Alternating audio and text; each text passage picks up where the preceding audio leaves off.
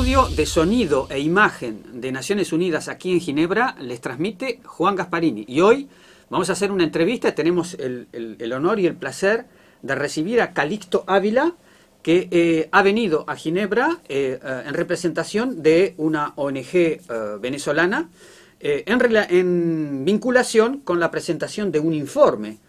de una misión de establecimiento de hechos en Venezuela que se ha presentado aquí en Ginebra. Tu ONG se llama por una sigla que es Provea. Explícanos de qué se trata, la sigla y la ONG. Sí, efectivamente, Juan, muchas gracias por la invitación. Provea es una organización que se llama el Programa Venezolano de Educación Acción en Derechos Humanos, que fue fundada en 1988 y que desde entonces ha producido un informe anual sobre la situación de derechos humanos en el país. Quien quiera revisar la historia de los derechos humanos en los últimos 30 años puede pasar por esos informes de Provea sin lugar a dudas. Es una organización que cuenta en su acervo ser una de las más antiguas del país y que actualmente sigue haciendo defensa antes de la llegada del chavismo al poder, y lo sigue haciendo actualmente, haciendo el trabajo de una organización de derechos humanos que es defender los derechos de la población independientemente de cuál sea el gobierno de turno. Bien, en estos 2 días hemos tenido una suerte de debate sobre la temática de los derechos humanos en Venezuela, porque bueno, hubo un informe, una actualización, digamos, oral de la alta comisionada, pero sobre todo la llamada Misión de Establecimiento de Hechos sobre Venezuela, que está compuesta por 3 expertos independientes que recibieron un mandato que fue votado por el Consejo, que ha presentado también un informe. Entonces yo quería... si podías resumir cómo percibiste vos esa actualización. Ya esta misión de establecimiento de hechos ha presentado un informe precedente en el mes de septiembre relacionado con la presunta utilización del aparato judicial para justificar y realizar la represión. Ahora ha habido una actualización. ¿En qué consiste esa actualización? Sí, efectivamente el mandato dado por la resolución del Consejo de Derechos Humanos prevé una actualización en estas periodos de sesiones y un informe final para septiembre. Es decir, que esta actualización verbal es una especie de informe intermedio en donde la misión de determinación de los hechos ha puesto el foco en casos específicos y ha hecho un informe sobre específicos casos de violaciones a derechos humanos con nombre propio de personas. No se ha referido a la situación general del informe, que será publicado en septiembre. Entonces eso indica que en septiembre vendrá la misión con un informe escrito muchísimo más contundente. Ok. Hemos visto en la sala no solamente tu presencia, sino que ha habido 3 o 4 más ONGs. Quiere decir que la presentación de este informe y el debate ha concitado el interés de organizaciones no gubernamentales de Venezuela que han hecho el desplazamiento y que han venido a hacer su trabajo de sensibilización con los estados y también con la misión. Sí, por supuesto. No hay que olvidar que las organizaciones de derechos humanos en Venezuela han sido una piedra angular en la información suministrada a la misión de determinación de los hechos, que no solamente ha tomado la información de las ONGs, sino, como lo dijo hoy el experto Cox, han tomado informaciones oficiales del gobierno, testimonios de víctimas y de familiares de víctimas, que son los que fundamentan su resultado. Por supuesto, el trabajo de las organizaciones venezolanas no solamente se limita a entregar informaciones fiables a la misión, sino que hacen presencia aquí con el ánimo de incitar a los estados miembros del Consejo a que en septiembre sea aprobada la renovación del mandato por un periodo por lo menos de 1 año, o por lo menos similar, si es posible, por un periodo de 2 años, como actualmente lo es. Bien, yo quisiera ver si querés mencionar alguno de los hechos evocados en este informe, es decir, personas que han sido asesinadas o personas que están detenidas y que han merecido que esta misión retome sus casos concretamente. Y ha llamado mucho la atención que el gobierno venezolano, que tiene un derecho a réplica, no quiso replicar el contenido de este informe. Sí, es desafortunado que el gobierno venezolano primero no haya permitido el ingreso de la misión al territorio nacional y que luego argumente como razón para descalificar el informe su propia culpa. Es decir, no permite el ingreso al país y descalifica el informe porque ha sido un informe en donde la misión ha tenido que operar desde fuera del país. No significa que no haya recurrido a fuentes internas porque efectivamente sí que lo ha hecho. Ahora, la misión ha dado cuenta de varios casos que son ilustrativos de una política general de represión, en particular contra personas de la oposición o percibidas como la oposición. Ha hecho referencia a varios casos en donde solamente se han investigado a los autores materiales, es decir, a lo más bajo en las cadenas de mando, pero que no ha investigado a las cadenas de mando. Y ha hecho también alusión a casos como el caso del señor Javier Tarazona, quien es un defensor de derechos humanos que se encuentra detenido desde hace ya más de 8 meses y cuyas condiciones de salud se han agravado, y estamos convencidos de que si no se atiende prontamente su situación, podría tener un desenlace fatal. Es necesario que Javier Tarazona sea puesto en libertad, como ha sido solicitado y como nunca debió haber sucedido que un defensor de derechos humanos sea puesto detenido por ejercer su trabajo como defensor de derechos humanos en Venezuela. También ha habido casos de personas que perdieron la vida y que están en el tapete de alguna manera porque habrían sido asesinados de forma cubierta, encubierta, por agentes del Estado. Sí, en concreto la misión hizo referencia al caso del concejal Albán o del capitán Acosta, por ejemplo, Acosta Arévalo, quien murió a consecuencia de unas torturas al ser presentado ante un juez militar. Después de esa presentación, a las pocas horas murió a consecuencia de las graves torturas que le fueron infligidas. Es decir, sin lugar a dudas ha habido aquí una serie de casos que muestran e ilustran una política de Estado que puede llevar inclusive a las personas de la oposición o percibidas como tales a perder su vida en manos de agentes del Estado. Aparentemente, por cifras que circulan, las personas asesinadas en el último año, la cantidad sería inferior a los años precedentes. ¿Cómo se puede interpretar eso? Sí, tú haces referencia efectivamente a un informe que ha sido elaborado por Provea y por el Centro Gumilla en un proyecto que se llama Lupa por la Vida, que ha hecho seguimiento a las ejecuciones extrajudiciales en el país. El resultado de ese informe es que en 2020 hubo un total de 3.034 víctimas de ejecuciones extrajudiciales, y en el 2021 el número es de 1.414. Es decir, que hubo una reducción a más de la mitad de esas víctimas, lo que indica en últimas es una prueba de que existe una política de Estado que puede ser modificada por una decisión política o por una orden, en este caso que ha afectado que ha significado el repliegue de las FAES, que era el principal responsable de estas ejecuciones extrajudiciales en el país. Bien. Vos mencionabas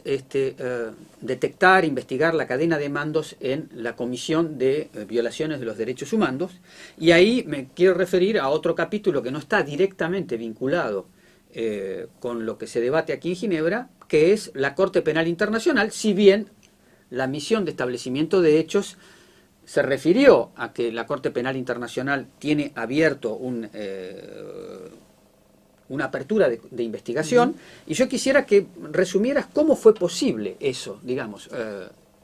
Venezuela había ratificado el Estatuto de Roma que rige la Corte Penal Internacional, y cómo se pudo producir de que la Corte se interesara y abriera una investigación, un examen preliminar sobre Venezuela. Sí, Venezuela es uno de los primeros estados en haber firmado el Estatuto de Roma, y eso implicó que en el 2002, cuando entró en vigencia el Estatuto de Roma y por lo tanto se pudo establecer la Corte Penal Internacional, la competencia de esa Corte ya existiera desde el primer día en que se estableció la Corte Penal Internacional. La apertura del caso del examen preliminar en Venezuela, que estuvo a cargo del anterior fiscal, la señora Fatou Bensouda, fue posible gracias a la información suministrada por la sociedad civil venezolana, por personas que mantuvieron funciones dentro del aparato del Estado, que suministraron información, por la actividad posterior de seis estados miembros del Estatuto de Roma que remitieron un caso,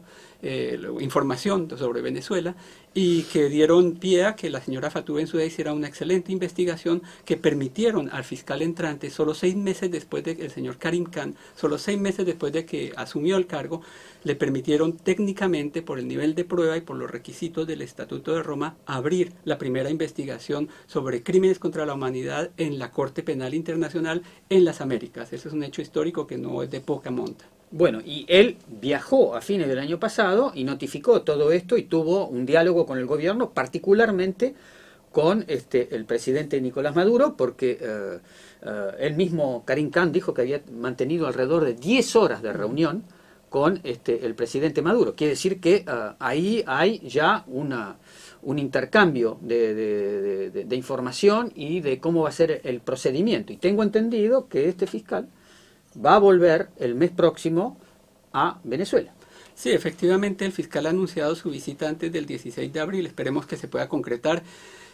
Y esa visita es consecuencia también de la obligación del Estado venezolano de mantener relaciones de cooperación con la Corte Penal Internacional. El fiscal ha efectivamente ampliado un plazo hasta el 16 de abril de este año para que el Estado venezolano presente información sobre casos e individuos específicos que estén siendo investigados por la Fiscalía, y con la posibilidad para el Estado venezolano de pedir al fiscal que se inhiba sobre esos casos e individuos específicos, no sobre la situación global de Venezuela, que seguirá siendo de competencia de la Fiscalía. Y dentro de esas relaciones, digamos, no solamente estas relaciones del procedimiento, sino también lo que tiene que ver con relaciones de cooperación, pues el fiscal ha previsto una visita para hablar sobre la implementación de ese memorándum de entendimiento que fue firmado en noviembre durante la visita, y en el momento en que el fiscal anunció formalmente la apertura de la investigación, que es una fase muchísimo más avanzada en donde ya intervienen los fiscales, la sala de cuestiones preliminares, es decir, los jueces de la CPI acompañando al fiscal en el procedimiento. Bueno, pero esta información sobre los casos que se están investigando es una información secreta hasta ahora, digamos, la conoce el gobierno porque la Corte Penal Internacional se la suministró. La Corte Penal Internacional se ha eventualmente nutrido de esos 5 o 6 países que informaron a la Corte Penal Internacional, que fueron los presidentes en aquel momento, de Colombia, de Argentina, de Paraguay, tengo entendido. Y bueno, todo eso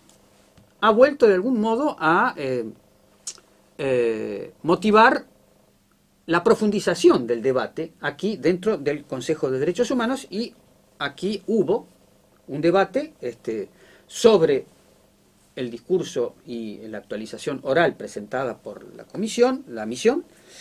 y bueno, se observa que hay un núcleo de países de la región que apoyan y que aportan elementos y piden una rendición de cuentas a Venezuela. Está Ecuador, está Paraguay, está Perú. Chile, que inaugura un nuevo gobierno, ha tenido, creo, en su intervención hoy, ha aumentado, digamos, el nivel de exigencia con respecto a que Venezuela tiene que responder a todo esto, y Venezuela no ha querido hacerlo. Bueno, además de todos estos países latinoamericanos que he citado, y hay algunos otros, como Uruguay, por ejemplo, está, la Unión Europea, son varios países que también apoyan esta rendición de cuentas, y el gobierno de Estados Unidos, que ha mantenido un perfil más bien bajo, para no ser irritativo por los conflictos que ya sabemos que existen entre Estados Unidos y Venezuela. ¿Cómo ves vos el panorama latinoamericano, para ir terminando, de incremento, digamos, de las investigaciones internacionales sobre Venezuela? Mira, yo creo que la mirada, después de escuchar hoy a estados como tú has dicho, a Chile o inclusive a Perú, que también tuvo una interesante intervención el día de hoy, pues indica que los estados sí que están preocupados por la situación de derechos humanos en Venezuela, en particular por la situación de impunidad, porque en últimas el tema de la CPI, de la misión de determinación de los hechos, tiene que ver con el tema de presentar cuentas por los hechos, cuentas en términos penales a los responsables. Entonces, esa preocupación de los estados está ahí. y esperamos que se manifieste en el mes de septiembre, cuando sea propuesta una nueva resolución, en un apoyo mediante un voto positivo para la prórroga del mandato. Los estados con todo esto están mostrando que el Consejo de Derechos Humanos sigue siendo un espacio en donde los estados deben responder por las violaciones a derechos humanos, que no pueden limitar, como pretende el gobierno del señor Maduro, a mantener una simple relación de cooperación, sino que en el caso de estados como el venezolano son necesarios mecanismos robustos de monitoreo que permitan o que propicien la rendición de cuentas de los responsables, sea a nivel nacional o sea a nivel internacional ante la Corte Penal Internacional. Y justamente sobre eso, y para ir terminando, bueno, existe una oficina embrionaria de la alta comisionada en Venezuela, compuesta por 9 personas, y el gobierno venezolano se refugia un poco en la existencia de esa presencia en el terreno para decir que, bueno, hay una investigación, un proceso, pero evidentemente es insuficiente para avanzar porque las exigencias de la Corte Penal Internacional, por ejemplo, no se puede ocupar de todos los detalles, se ocupan de la cadena de mandos, quienes dieron las órdenes de los hechos represivos que se están investigando, y entonces la oficina puede jugar un papel, pero no es la solución como definitiva, como plantea la argumentación del gobierno venezolano. Claro, cuando tienes un Estado en que no acepta responsabilidades, porque si algo estuvo ausente en el discurso del embajador venezolano, fue aceptar algún tipo de responsabilidad sobre la situación. Entonces tienes un Estado que no está dispuesto a aceptar responsabilidades, y por eso es que trata de llevar la relación con el Consejo de Derechos Humanos al nivel de la cooperación única y exclusivamente. Pero la existencia de la misión de determinación de hechos e inclusive el expediente ante la Corte Penal Internacional no hace más que fortalecer el mecanismo de cooperación que pueda surgir de una oficina permanente en el país. En particular en una situación como en la venezolana, donde se ha desmontado el Estado de Derecho, por lo tanto no hay contrapesos internos del Estado que propicien el cumplimiento de las obligaciones internacionales, sino que todo depende de una comunidad internacional robusta, capaz de llevar a un gobierno a respetar los estándares internacionales. Internamente no hay ninguna esperanza. La prueba más palpable es la Defensoría del Pueblo, que está absolutamente silente ante las violaciones de derechos humanos y que ha sido en consecuencia degradada de la categoría A a la categoría B por el órgano competente de Naciones Unidas que evalúa las defensorías del pueblo si cumplen o no con los estándares de París, que son los que regulan las defensorías del pueblo a nivel mundial. Calixto Ávila, yo por mí no tengo más preguntas, pero si querés agregar algo más, vamos terminando. No, yo te agradezco mucho. Realmente creemos que el tema de Venezuela debe permanecer en la agenda internacional, que es importante que no se convierta en un país, en una crisis olvidada, en particular porque es la crisis humanitaria más grave de la región, con más de 6 millones de venezolanos desplazados de su país. Calixto Ávila, muchas gracias. Gracias también a François Subiguer en los controles, que nos permite hacer este tipo de entrevistas. Desde Ginebra les transmitió Juan Gasparini.